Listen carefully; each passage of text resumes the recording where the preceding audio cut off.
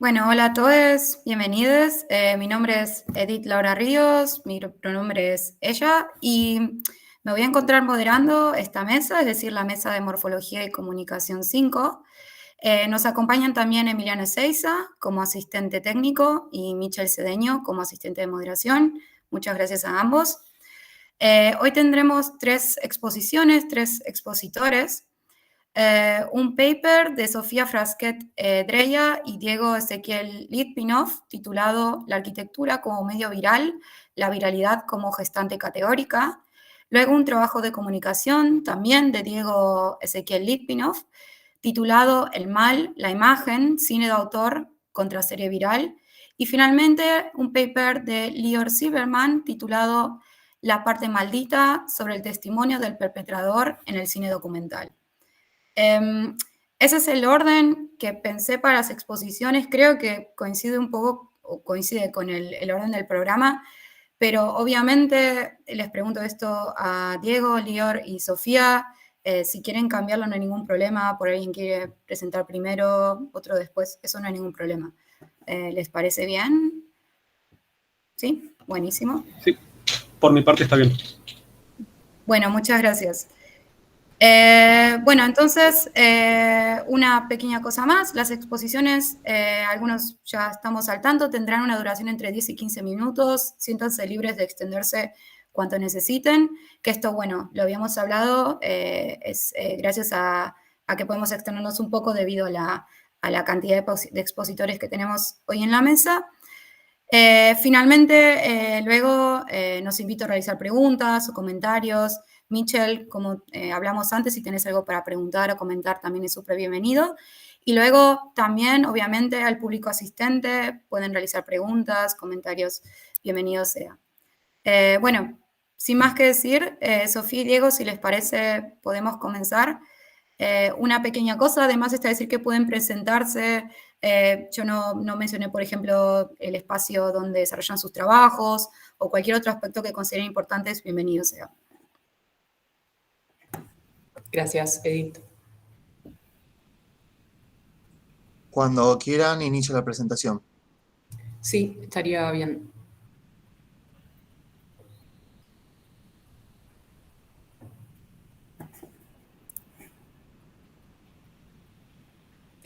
Compartís la... Bien. Bueno, esta ponencia la hice en conjunto con Diego Litvinov y forma parte del proyecto de investigación El poder de la semiótica para una cartografía crítica de la imagen contemporánea en el Instituto de Arte Americano e Investigaciones Estéticas Mario Buschiazzo. Partimos por armar un archivo que reúne fotos de álbumes turísticos de iglesias cristianas lejanas entre sí y construidas en distintos momentos. Y este método de búsqueda dio lugar a que la selección fuese aleatoria, agrupando iglesias sin criterio, pero entre las que reconocimos características comunes de signos y formas al servicio del ritual litúrgico. Y este problema lo asociamos a los mecanismos de funcionamiento biológico virales. Lejos de tratarlo con afinidad memética, buscamos hacer una lectura crítica sobre la arquitectura, desdibujando la separación categórica del conocimiento y asumiendo que las verdades son metáforas cuya fuerza desapareció con el uso. La configuración tradicional de la iglesia, de la cual toma forma la obra artesanal, está fijada por la costumbre y por exigencias funcionales y responde a un pedido, por lo que puede considerarse un fenómeno de inercia tipológica, del griego tipo, impronta, modelo y también figura. Para tratar este problema, Argan reprodujo una definición de Catremer de Cancy que dice que en la palabra tipo no representa tanto la imagen de una cosa para copiar o imitar perfectamente, sino como la idea de un elemento que servirá de regla al modelo. A medida que sumamos precisión, introducimos otros criterios de agrupación que van describiendo nuevos tipos. De decir iglesia pasamos a decir iglesia churrigueresca o gótica. Para Klein, el tipo iba a ser una limitación impuesta por la historia, que de alguna manera lo vemos en las iglesias de las fotos.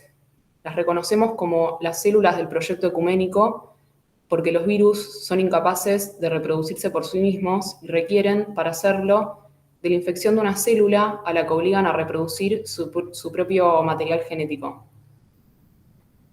No se trata de una forma anterior a la vida, sino de un desarrollo que se valió de los instrumentos de la vida para lograr su propia reproducción. El proyecto ecuménico a través de las iglesias. El medio, que para los virus es una célula, en la arquitectura se traduce como la imagen. La arquitectura como imagen que aparece de manera física en el espacio o de forma virtual, en un mundo liberado totalmente de cualquier orden natural.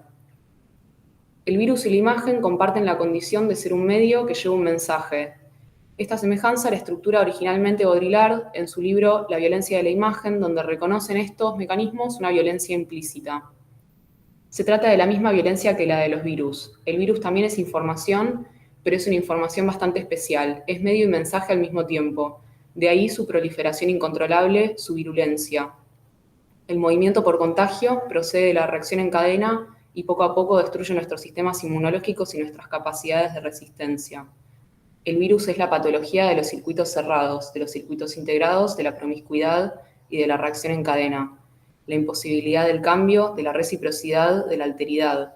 Segrega esa otra alteridad invisible, diabólica, inasible, ese otro absoluto que es el virus, constituido a su vez por elementos simples de una recurrencia infinita.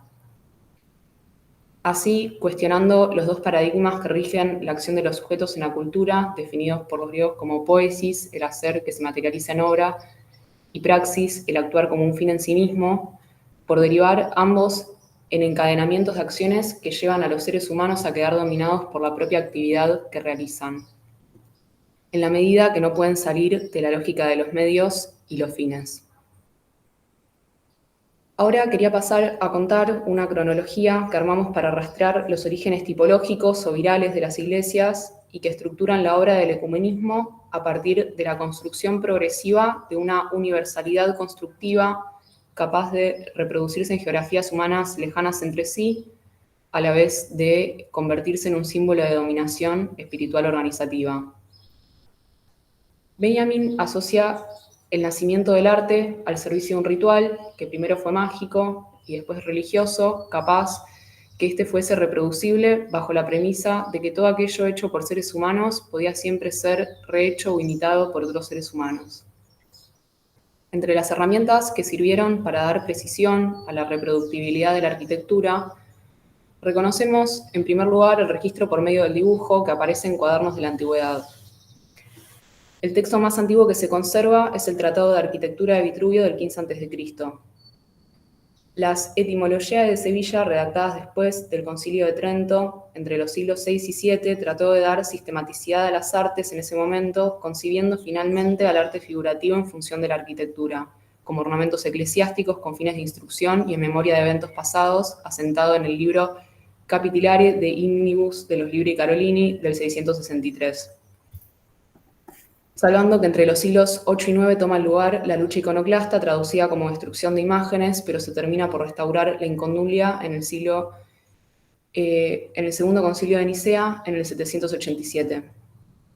Y trajimos otros tratados que reforzaron los lineamientos sistémicos de la arquitectura, como el Tratado de Radificatoria del 1450, que marcó la ruptura con la unidad supranacional del gótico, y la vuelta a la antigüedad latina, donde el objetivo no era la copia servil, sino la penetración de las leyes en las que se basaba el arte clásico. Como arte esencialmente cultural, presuponía en el artista una formación científica que le hizo liberarse de las consideradas actitudes medievales. Para cuando aparece el manierismo, caracterizado por haber revertido la percepción sobre la autoría que se reflejaba en la obra, vista hasta ese momento como una herejía, los anteriores tratados y decretos habían fijado nociones tan claras que ni la plasticidad ornamental de ese momento hacía borrosa la lectura de la Iglesia. El carácter majestuoso y triunfal del manierismo y barroco, su esplendor delirante, constituiría para los jesuitas un elemento propicio en su afán contrarreformista. Mientras que el programa político de la clase dominante sería distraer al pueblo con imágenes de la vida ciudadana en las iglesias, que se convierte con el esfuerzo lingüístico de los artistas en una voluntad de comunicación universal, articulando el discurso a mayores niveles de accesibilidad, para que conserve su significado y pregnancia tanto para el hombre culto como para el observador, destruyendo las barreras entre ilusión y realidad con formas imaginativas, humanistas, clásicas y cristianas.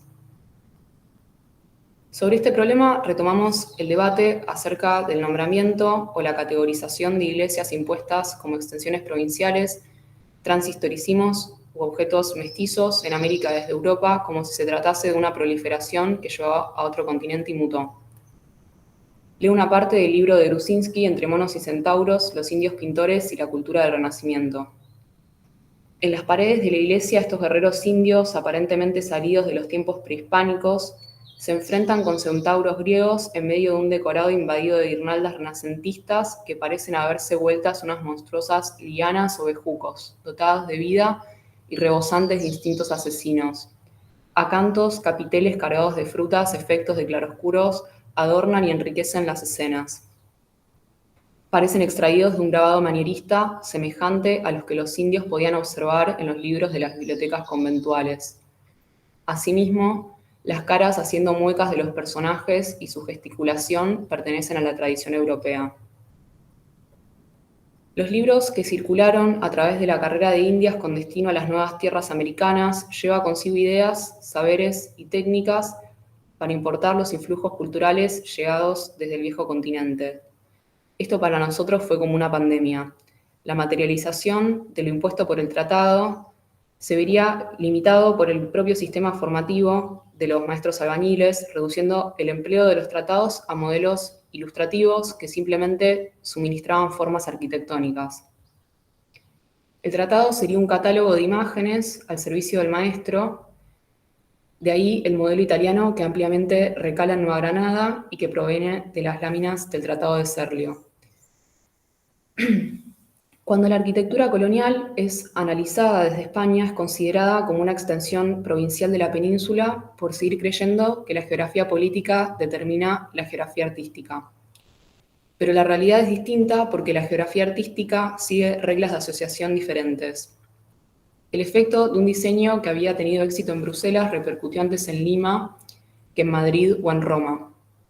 Los conocimientos arquitectónicos de un jesuita no español que llegó a las colonias americanas fueron capaces de introducir elementos diferentes e ignorados en España.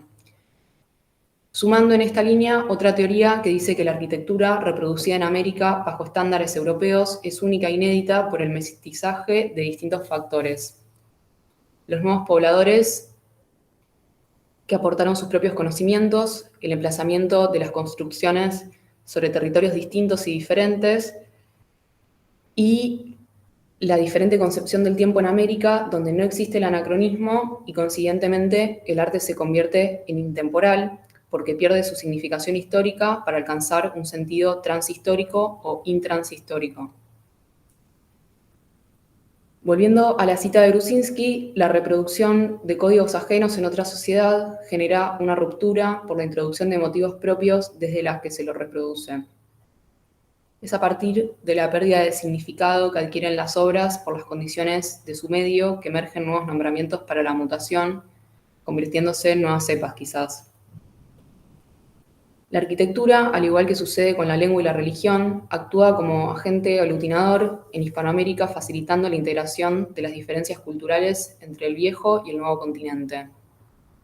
Las nuevas formas arquitectónicas, que por otro lado tendrán un carácter sumatorio, de manera que elementos platerescos, manieristas y barrocos se hacen presentes en Santa Fe, en Quito o en Bogotá, llenando de rasgos universalistas la región.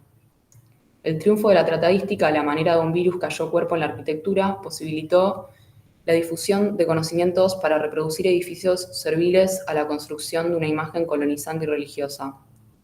Anteriormente, esta imagen habría alcanzado un grado de verosimilitud, gracias a la tratadística también, entre otros mecanismos como decretos, instituciones reguladoras, luchas, concilios y modas en el antiguo continente, donde el tipo virus se había infiltrado tanto en el paisaje como en el imaginario colectivo. Volviendo a nuestro punto de partida, el compendio de fotografías de iglesias no es más que el testimonio de una viralización trascendental que incorpora la arquitectura como espacio físico, a la imagen de la arquitectura como medio y al signo como elemento dominante. preguntarnos qué ideas de espacio suscitan los lugares donde toman lugar rituales periféricos al cristianismo. Sobre todo los cultos que no cuentan con edificios coinciden en imaginarios espaciales marginales. Hasta acá intentamos armar de recortes una cartografía crítica sobre la arquitectura, su potencial como medio mensaje y la inmensa importancia en los diferentes modos de decir o de significar. Gracias. Muchas gracias, Sofía. Ahora, Diego, si te parece bien, podrías seguir vos.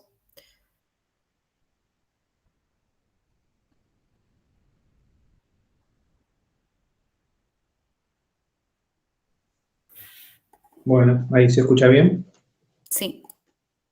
Bueno, gracias. Continúo entonces. La ponencia titulada El mal, la imagen, cine de autor contra serie viral.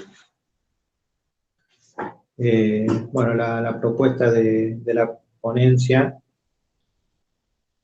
es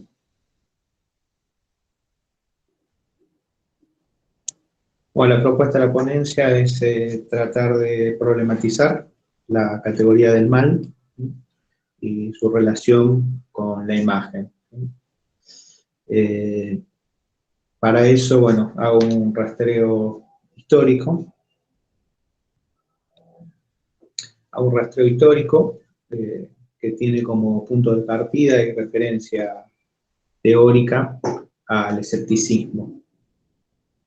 Tomo tanto la teoría de Pirrón como el modo en el que la recupera Sexto Empírico para plantear una antítesis entre la tradición platónico-aristotélica construida sobre el concepto del bien y una tradición que la planteo como alternativa, que tiene a la problematización de la idea de verdad y sobre todo al concepto, la perspectiva del mal como una referencia ineludible a lo largo de una tradición que va insistiendo a lo largo de la historia de la filosofía y del pensamiento en general, menos como una escuela específica que como una gradación constante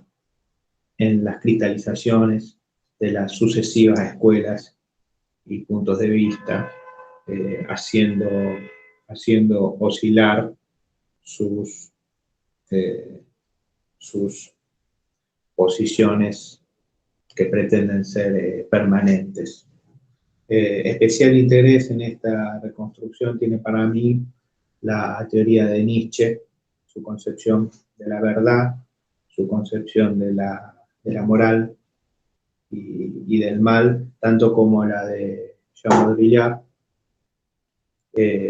para plantear una teoría del mal que no consiste en oponer el bien y el mal. La oposición entre el bien y el mal es el resultado de un despliegue de la teoría y de la concepción del bien. Desde la perspectiva del mal, el mal es lo que indistingue al bien y al mal, lo que hace imposible generar una clara distinción entre esas oposiciones. A partir de allí planteo cuál es la relación entre esa perspectiva y la propia noción de imagen, recurriendo también a la teoría de la imagen de Baudrillard, la relación de la imagen con el signo, y sobre todo planteando si hay una relación inherente entre la perspectiva del mal y el modo de ser de la imagen. Planteo que a partir de allí se puede generar una oposición entre la imagen del mal, que sería aquella que se despliega siguiendo esta perspectiva iniciada por Pirrón, y el mal de la imagen, que es la que, sobre todo en el contexto contemporáneo, adquiere una posición hegemónica, el mal de la imagen viral, que de alguna manera su desarrollo en una perspectiva arquitectónica lo ha elaborado en su exposición de la ponencia, la que hemos trabajado con Sofía. Entre la imagen del mal y el mal de la imagen se pone en juego una política de la imagen contemporánea. Para hacer un abordaje de la imagen del mal, tomo a Bergman, al cine de Bergman, a partir de un corpus de 3 películas, que son Vergüenza, Pasión y Escenas de la vida conyugal. La idea, bueno, es pensar a partir de allí la noción de obra, en oposición a las series, como repetición de lo mismo por lo mismo y proliferación viral. La idea de obra como una forma de construcción significativa que mantiene vivas las tensiones simbólicas de lo propiamente humano y cultural. Tomo allí determinadas dimensiones como el territorio, el discurso, recursos estéticos como el uso de los primeros planos, para dar cuenta del modo en el que cada una de esas películas se expresa, por un lado, esta relación con esta perspectiva que permite hacer vibrar los elementos fijos, tanto territoriales como discursivos o subjetivos, haciendo entrar la noción del mal desde la propia naturaleza, la guerra, el discurso de sí y también en los sueños. Por un lado, un análisis de cada una de esas películas, pero por el otro lado también entendiendo en su sucesión un diálogo que se da entre ellas, ¿no?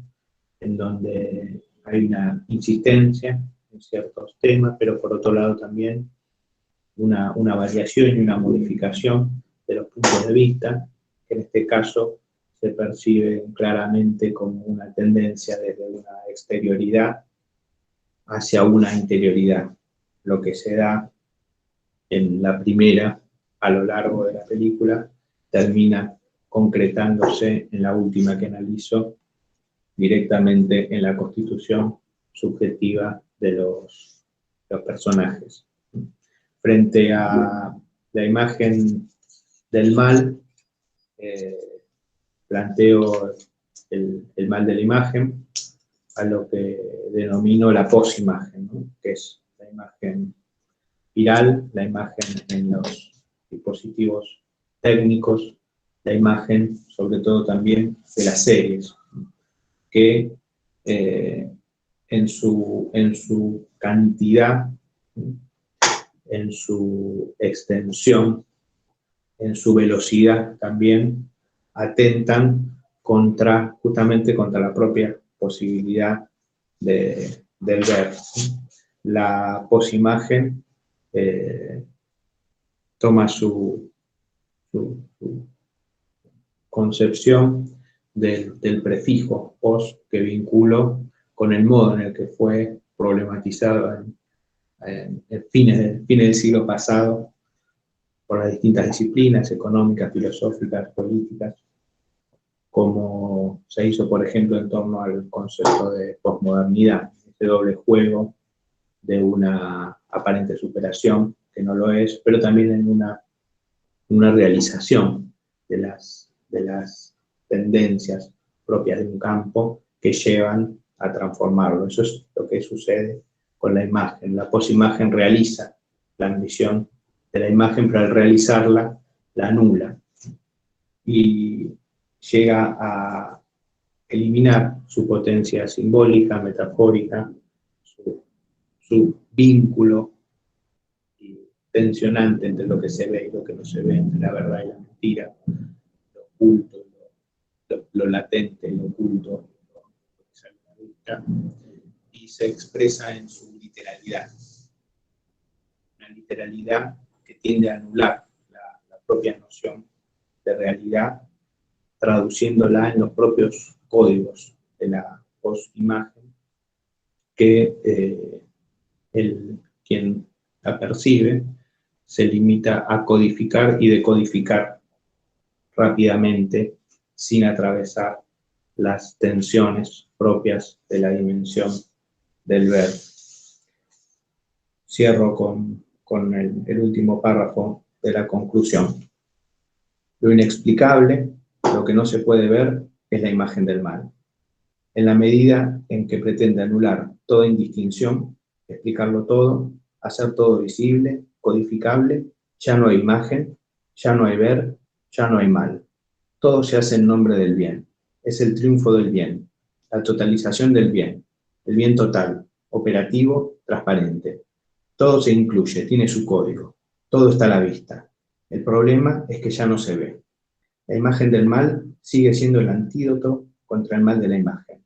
Ver el mal en su dimensión imperceptible, asumirlo en su potencia, es lo que salva de la replicación de la posimagen en una sociedad cada vez más viralizada. Muchas gracias. Muchísimas gracias, Diego. Ahora pasamos a escuchar a Lior. Cuando estés listo, te escuchamos. Ahí te vemos vos. Hola, buen día. Bueno, un poco mi trabajo me parece se vincula también con la exposición recién de Diego en torno al problema del mal y la imagen. En mi caso, mi ponencia se titula La parte maldita, sobre el testimonio de los perpetradores en el cine documental. Y este trabajo se enmarca en una investigación más amplia en torno a la representación de los genocidios en el cine documental, y en el último tiempo vengo trabajando de manera más particular justamente la representación de los perpetradores, o como me gusta trabajarlo de manera más puntual, de los victimarios, ya que el propio concepto e idea de perpetrador está en discusión dentro del campo de estudio. Opto por llamar justamente victimarios porque, como señalan muchos, el término perpetrador no dice nada respecto a quien recibe la acción, ¿sí?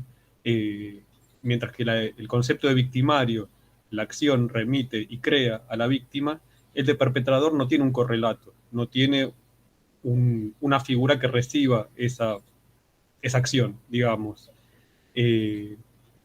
Por lo tanto, también el concepto o la idea de victimario permite pensar no solamente aquel que efectúa la acción violenta, sino aquel que justamente con su propia acción crea o mantiene a la víctima como tal. Por decir un caso sencillo para ilustrar esta cuestión, por ejemplo, un negacionista, ¿no? Un negacionista, por más que alejado en el tiempo del genocidio, no esté asesinando, por decirlo mal y pronto, con su propia acción, con su propia negación, continúa el crimen, continúa creando a la víctima. Eso en términos más que nada generales.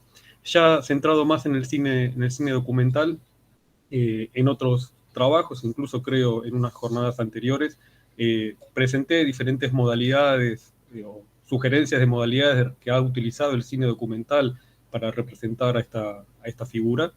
Y una de ellas es justamente la modalidad declarativa, es decir, el momento en el cual el victimario testimonia, da su palabra de manera más específica a la producción en particular. Es decir, no son imágenes de archivo, no son declaraciones hechas para la televisión, por ejemplo, sino específicamente para la producción en cuestión. En ese sentido, la ponencia en particular o trabajo en esta ponencia en particular en torno a documentales sobre el genocidio camboyano. El genocidio camboyano tuvo lugar en la llamada República Kampuchea, hoy Camboya, y anteriormente también Camboya, entre el año 1975 y 1979, llevado adelante por los Khmeres Rojos.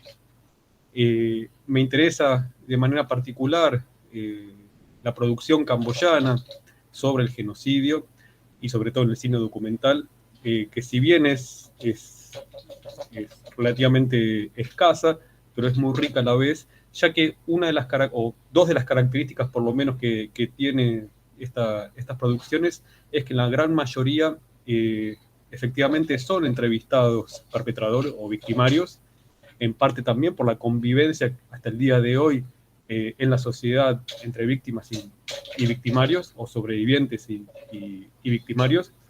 Y por otro lado también es que muchos, y quizás la gran mayoría de las películas, de los documentales, son realizadas por sobrevivientes, es decir, los realizadores son sobrevivientes del genocidio, ya sea de manera directa, como Riti Pan, por ejemplo, o en el caso de uno de los documentales que voy a trabajar, Enemies of the People, como Ted Sambat, si bien él digamos, no ha dado a entender mucho sobre su propia vida, sí ha contado, de hecho se cuenta en el propio documental, que su familia sí ha sido asesinada en el contexto del genocidio. Por lo tanto, también es una víctima del genocidio.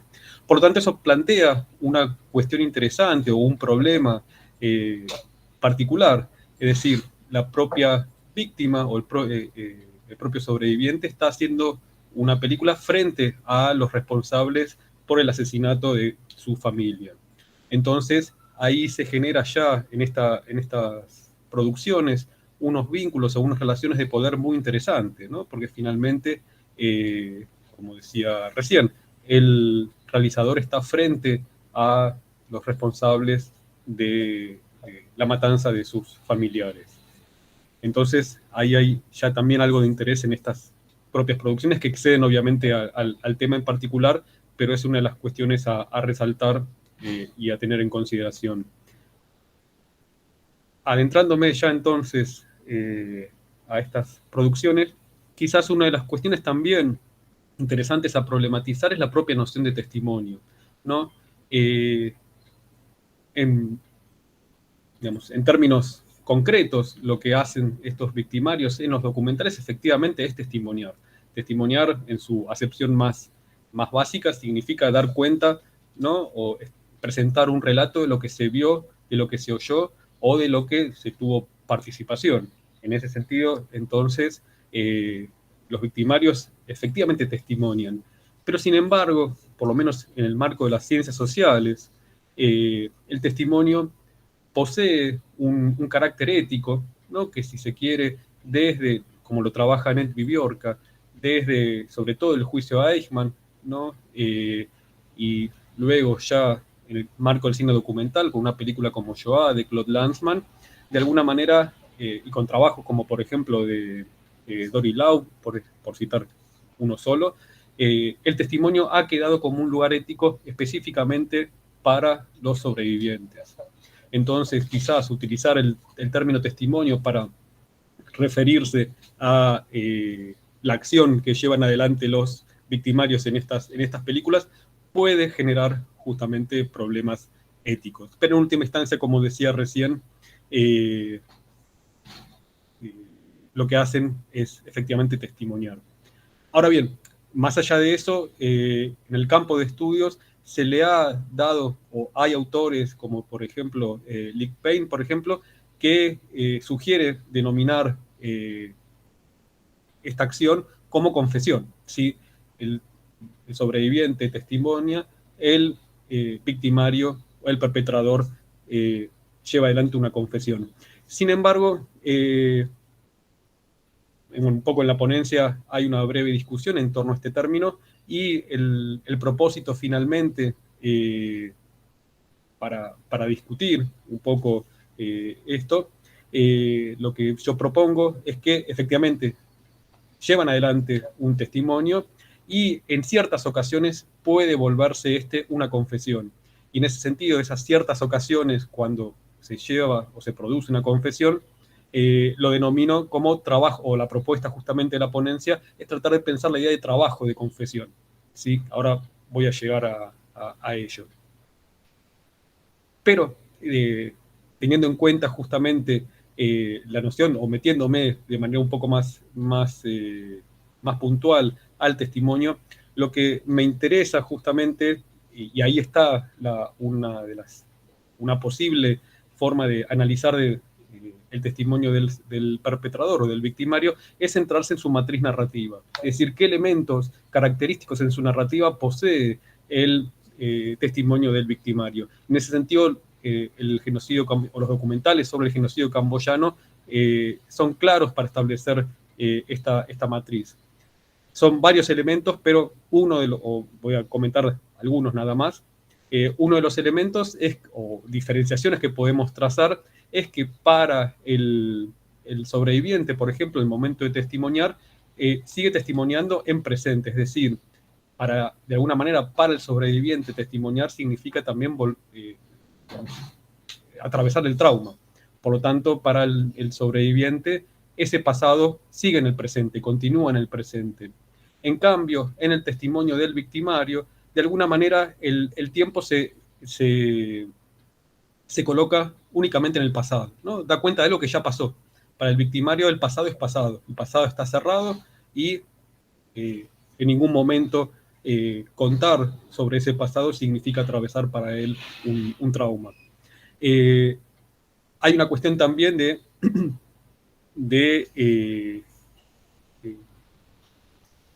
digamos, así no me excedo con el tiempo, quizás lo más interesante en última instancia de diferenciar el testimonio del perpetrador o del victimario y del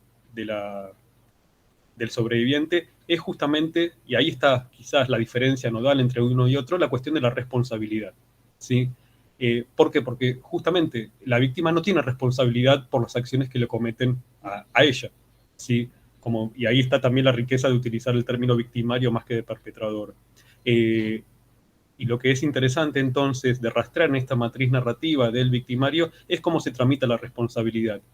Por lo general, también en esta matriz narrativa, el victimario va a colocar la responsabilidad, yo en otro lugar digo que la patea para afuera, la responsabilidad, en el sentido de que la coloca o bien hacia sus superiores, hacia agentes externos, en el caso del genocidio camboyano, muchos de los Gémenes Rojos de alta responsabilidad en términos políticos responsabilizaron a agentes externos, ¿no? La CIA, la KGB, Vietnam, e incluso también de responsabilizar a la propia víctima, si la propia víctima es responsable por el mal que le están haciendo. Entonces, ahí está quizás una de las cuestiones fundamentales a analizar, la cuestión de la responsabilidad y cómo se tramita la responsabilidad. En ese sentido, entonces, en la ponencia en particular, trabajo o doy cuenta de una película muy, muy interesante que se llama Enemies of the People, antes les había comentado, realizada por Ted Sambat y Rob Lemkin.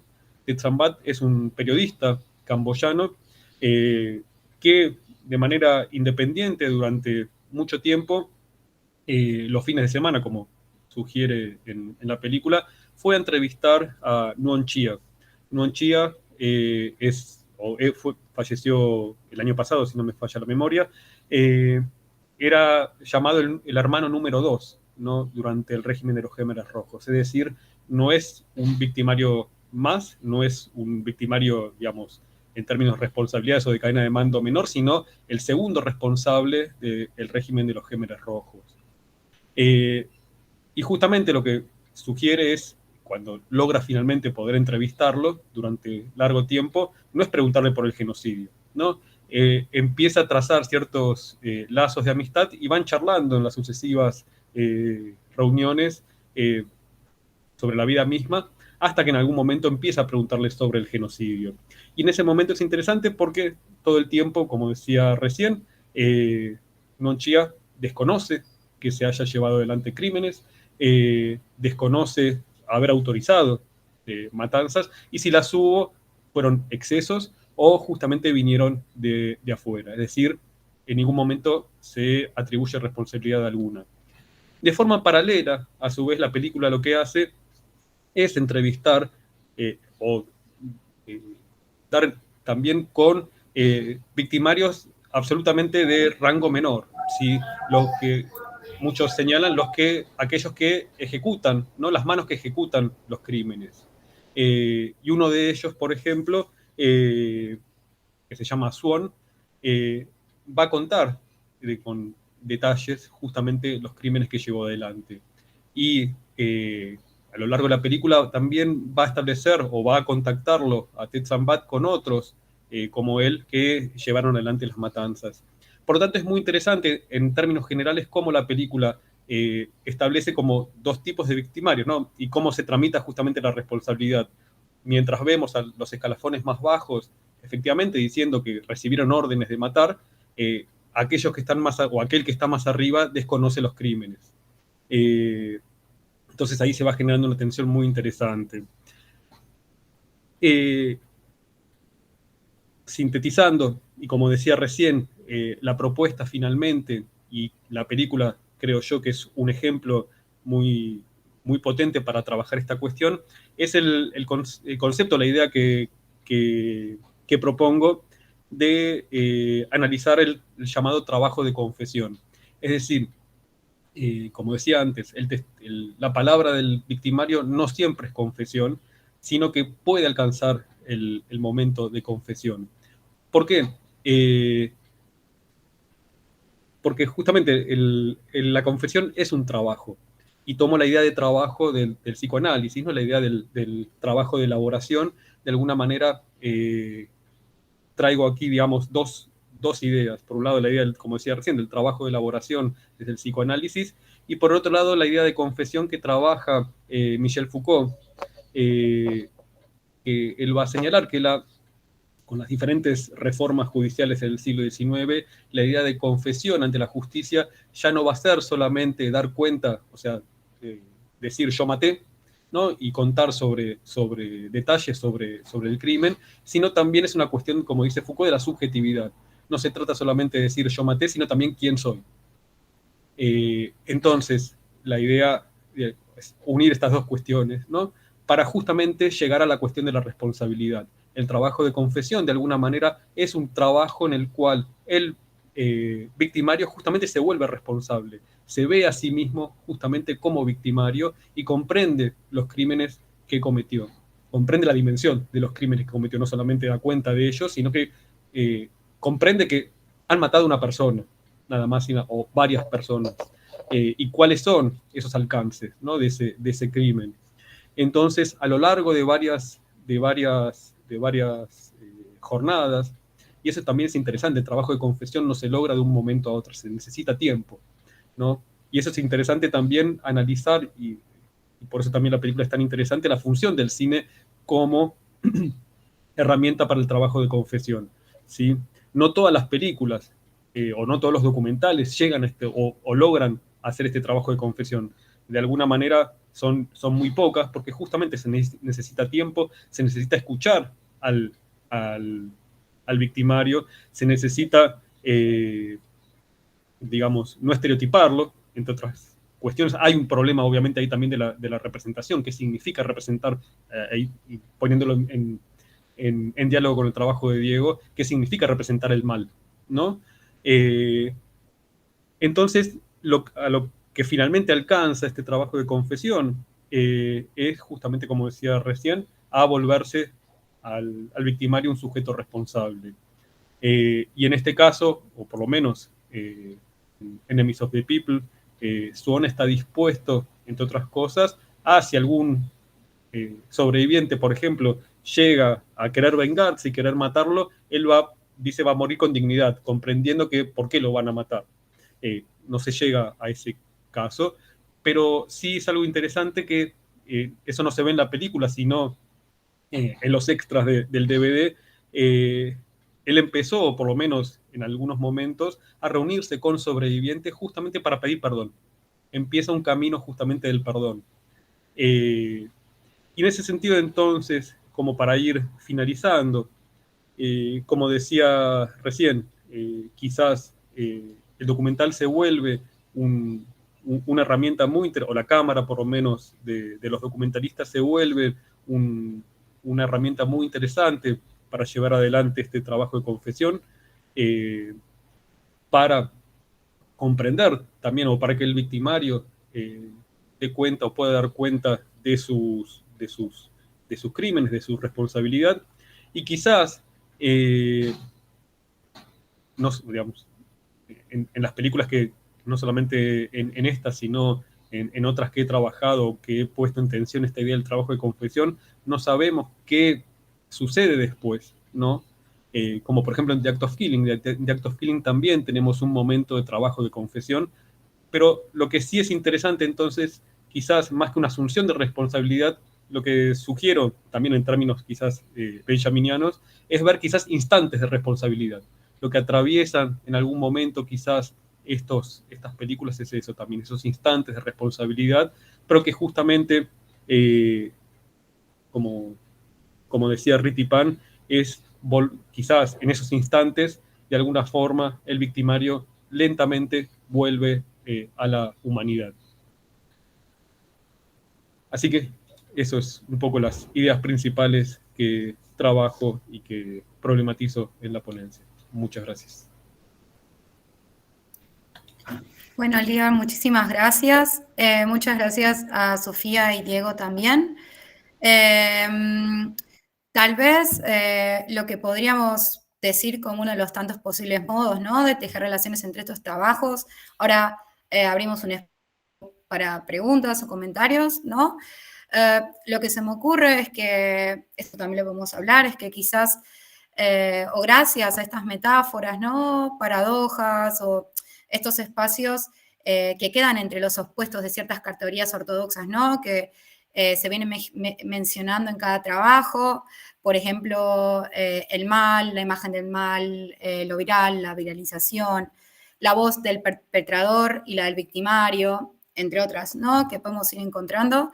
Podemos decir que, bueno, que gracias a ellas es que de algún modo se pudo generar una especie de equilibrio inestable, ¿no?, que podría entenderse como cierta forma de justicia frente a aquellas categorías que pretenden desprestigiar o minorizar otras narrativas y así reducir o inmovilizar, no sé, el acto de movimiento y de relación de información.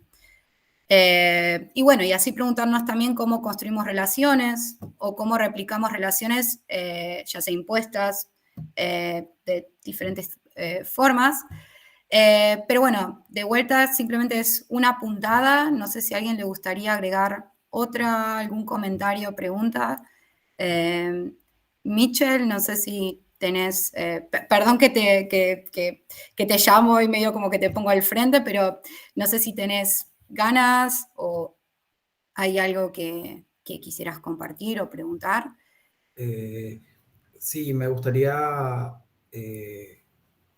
me gustó mucho la ponencia de Silverman, porque justo ahora estoy haciendo un proyecto que está relacionado a las personas que están privadas de su libertad, y justamente me llama la atención esto de el camino del perdón que transitan ellos mismos, porque me tocó ir a la cárcel y preguntarles, o sea, preguntarles lo que habían cometido y que ellos lo asuman, me pareció un trabajo y, o sea, una sinceridad de su parte que por ahí no me lo esperaba. Por ejemplo, que me digan, no, asesiné, o sea, no asesiné, no sé si asesinaron, pero me decían como, esta es la segunda vez que entro a la cárcel, o sea, la primera vez robé y la segunda vez no le quise ni preguntar porque me daba miedo, pero era algo que en mi cabeza lo veía como malo y era como un prejuicio.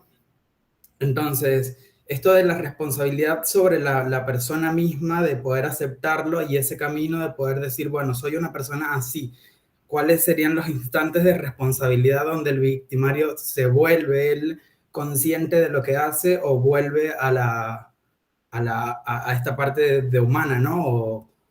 O de naturalidad como persona. Eso me pareció importante.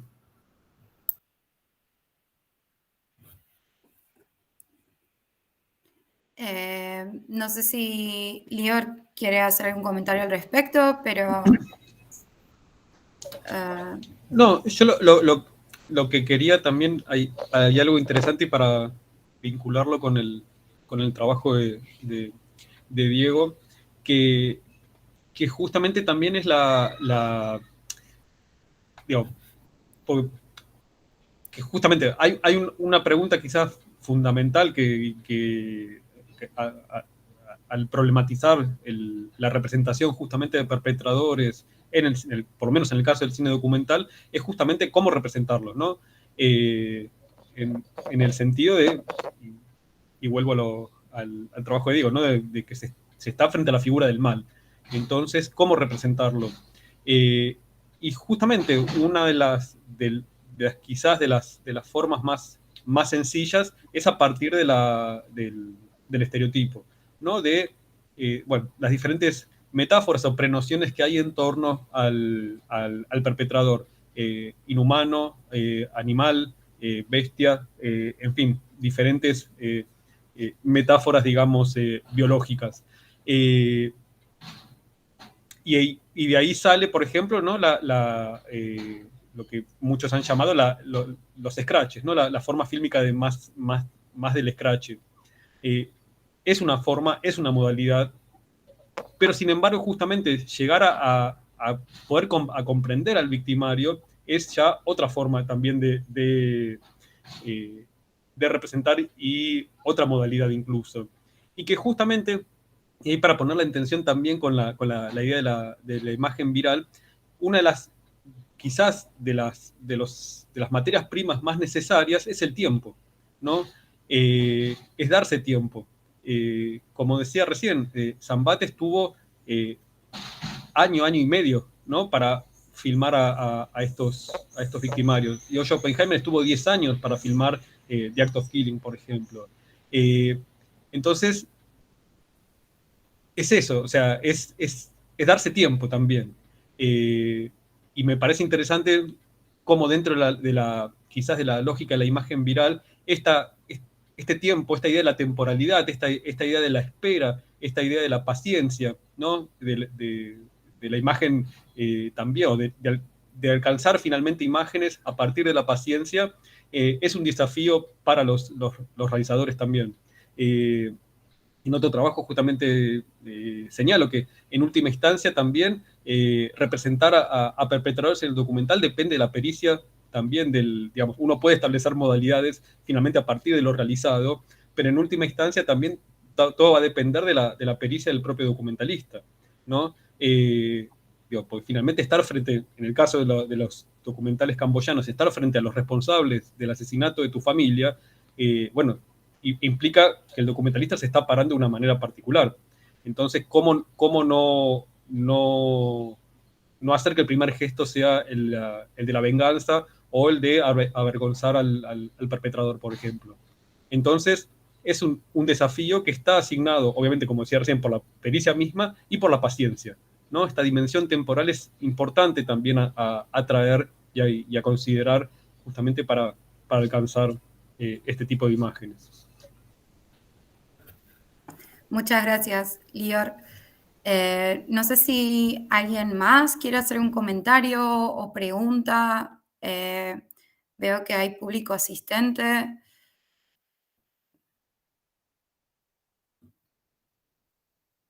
¿No?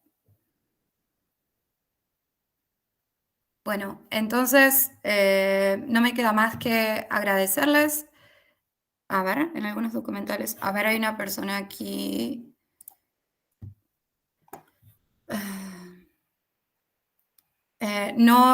Tevo, no sé cómo, perdón si pronuncio mal tu nombre. Él dice que en algunos documentales de Herzog, que tuvo oportunidad de ver, se da esta temporalidad ligada a la vocación de mostrar diferentes puntos de vista. Veo que, bueno, agrega reunir los distintos testimonios y problematizar esa búsqueda de la verdad, de una verdad única y totalizadora.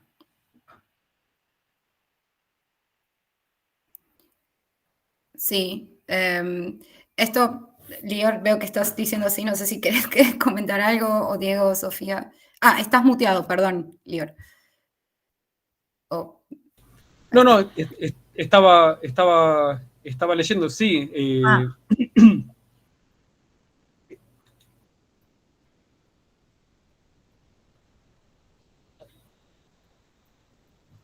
Sí, o sea, bueno, la búsqueda de diferentes testimonios o diferentes voces, eso también depende de cada realizador y la propuesta de cada realizador.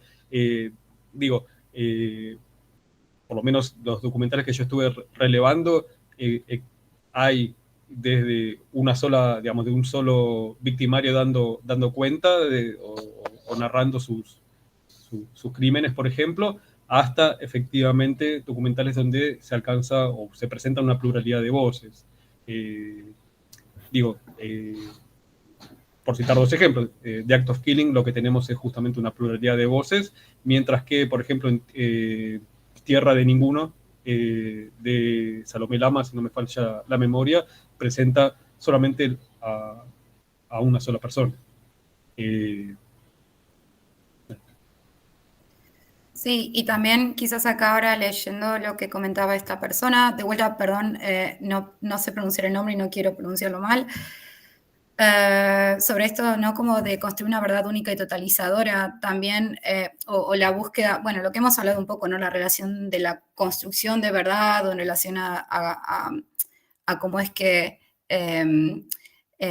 se va entretejiendo, ¿no? Con en relación con estas categorías, porque de vuelta no es que, bueno, ponemos a la verdad, como decía Diego, como lo bueno o opuesto a lo malo, o como, en fin, cosas que ya han explicado, me voy a poner a divagar ahora, pero también algo curioso, quizás esta cosa, ¿no? También como de la mirada del fragmento, ¿no? Como de ir construyendo un relato, una narrativa desde el fragmento y no con la voluntad, ¿no? De posicionarse desde un espacio como, o de la mirada totalizadora, sino como hacer estos zoom in, recolectar e ir haciendo este trabajo como de recolector y de encontrar esos espacios de unión, que es un poco, creo que lo que comentaron todos en sus trabajos, ya sea cómo lo abordaron y también los autores a los que ustedes se están remitiendo. Simplemente algo que surgió en mi cabeza ahora al leer el comentario de esta persona. Bueno, ¿alguna pregunta más o comentario más? No, los veo todos en mute y también algunos están sin la cámara, así que estimo entonces que eso es todo. Les agradezco muchísimo, fue muy interesante escucharlos nuevamente y bueno, si tienen algo más que decir, bienvenido sea, si no, damos por terminada la mesa. Les agradezco de vuelta nuevamente.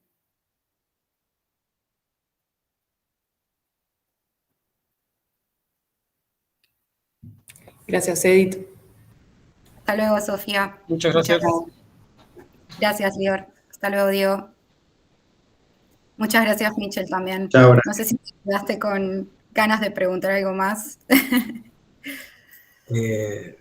No, si es por mí me quedo hablando mucho tiempo más. Sí. Súper interesante. O sea, como mi deconstrucción del pensamiento en cuanto a las personas que cometieron un delito cambió un montón y ya no estoy como desde esa posición. Ahora estoy analizando desde en qué postura o en qué posición me encuentro yo como realizador para poder hablar acerca del mal.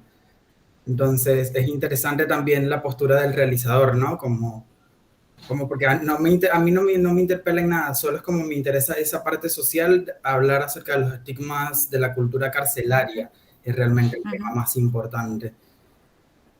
Llevándolo a mi proyecto personal, pero después en cuanto a la parte maldita, es muy importante, me encantó, Lior. Muchas gracias. Bueno, Michelle, te deseo mucha suerte con tus investigaciones. La verdad, bueno, estos espacios son, no son acotados, sino que, bueno, tenemos el tiempo de poder extender la charla unos minutos más, pero si no hay por ahí más preguntas o...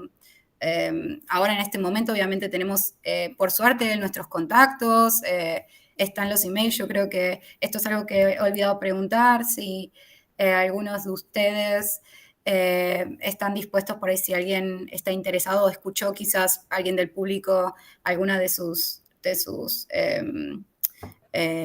charlas, si bien por ahí no quieren esperar, no pueden esperar a que sean publicadas, también no puede ocurrirse esto de que se puedan llegar a compartir y contactar, así que a lo que voy, Michel, es que calculo que si estás interesado puedes contactar a cualquiera de los investigadores en un futuro o en los pasillos de la FADU. Creo que lo interesante de estas jornadas es eso, ¿no? Ponernos un poco al tanto de lo que están haciendo otros y poder abrir un espacio de diálogo y no quedar simplemente, ¿no? Como no sé, en un momento de egocentrismo, de decir lo que yo sé, en fin, sino de poder ver otras propuestas y demás. Sí, muy bueno. Gracias, Edith. Por favor, un gusto. Hasta luego, Oliver. Hasta luego.